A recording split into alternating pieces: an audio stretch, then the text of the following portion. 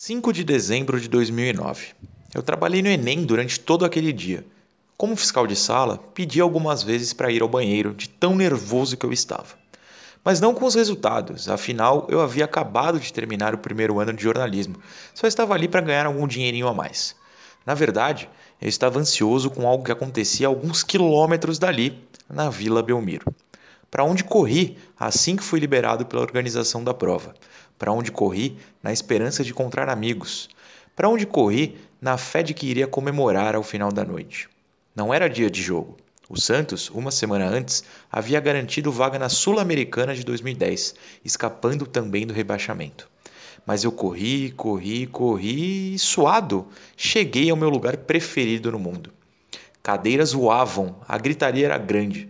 Foi ali que percebi que tudo mudaria.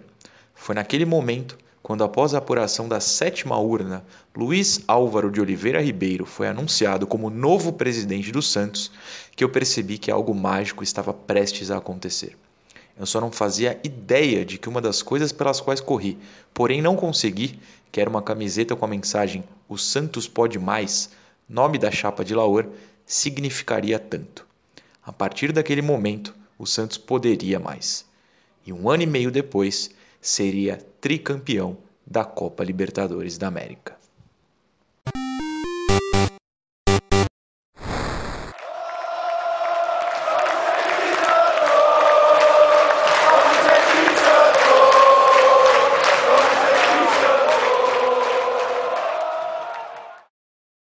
Eu sou Felipe Noronha e este é o Vamos Ser Tri Santos, um podcast que, por meio de crônicas, contará como no dia 22 de junho de 2011 o Santos se tornou, de fato, tricampeão da Copa Libertadores. A história começou naquele dia de eleição. Nunca pancadaria, spray de pimenta e cadeiras voadoras significaram tanto para a história de um time de futebol. Quem esteve lá sabe.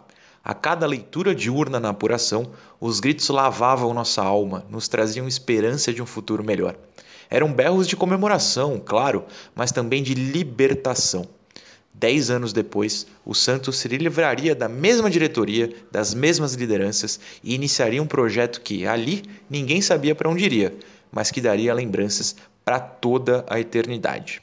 Por isso eu lembro exatamente de correr após o Enem, passar em casa para pegar meu rádio, outros tempos, e ir ouvindo as primeiras urnas serem anunciadas, como todas pró-Laor contra Marcelo Teixeira.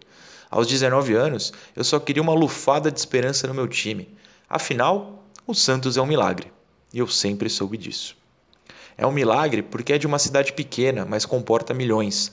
É um milagre porque teve o maior da história, mesmo sem ter dinheiro. É um milagre porque nunca caiu, apesar de tantos tentarem quebrar essa escrita. É um milagre porque quando o fundo do poço parece estar nítido, um raio cai, uma nova história é contada e tudo fica bem. Eu não acredito em milagres na vida, mas eu tenho certeza que, no futebol, eles existem e o Santos é o maior deles. Então, com essa crença, me mantive irredutível do salão de mármore da Vila Belmiro até o fim da apuração, ignorando cadeiras voadoras, socos, xingamentos. Eu só queria sair dali com a esperança de que o caminho dos milagres seria retomado. Ter fé é algo difícil. Aparece de tudo para fazer com que você saia do caminho. Naquele 5 de dezembro de 2009, era toda aquela violência física, mas também a verbal. Quem viu, viu. Faixas e faixas penduradas pela vizinhança da vila, afirmando que mudar era a pior coisa que poderia nos acontecer, que tudo seria destruído por aventureiros, que o Santos, se caísse, não voltaria à primeira divisão. Mas fé é algo forte. Todos ali liam aquelas faixas tenebrosas e, como resposta, comemoravam cada urna apurada. Iríamos retomar o Santos para nós, para o povo, tirar da mão de poucos. 1.882 outras pessoas também pensavam assim, como eu, e foram elas que depositaram os votos que deram a vitória a Laor. E é engraçado, no dia seguinte, a mesma Vila Belmiro recebeu o Santos, agora sobre o seu gramado histórico. O resultado foi uma derrota, Santos 1, Cruzeiro 2. Ninguém reclamou. Foi o último jogo de Teixeira como presidente, foi o último jogo de Vanderlei Luxemburgo como técnico. Ele, que Laor havia deixado claro, não fica se eu for eleito. Mais grave, ele que havia chamado Neymar de filé de borboleta. Neymar jogou aquele dia. Fez gol, aliás. Abraçou o Lucha. Quando o abraço acabou, só um continuaria como parte do Santos. Foi como se, por um segundo, passado e futuro se unissem e se separassem para sempre. Tivemos a escolha de nos agarrar em um deles, definir como seríamos dali para frente. Para a sorte daquele garoto de 19 anos, eu mesmo, a escolha foi segurar em Neymar, em Laura, deixar Lucha e Teixeira para trás. Porque o Santos podia mais, como Laura dizia, com Neymar, como poucos ali ainda diziam. Mas em 1 ano e meio, ter depositado todas as esperanças nessa dupla faria todo o sentido do mundo. Ou, ao menos, da América.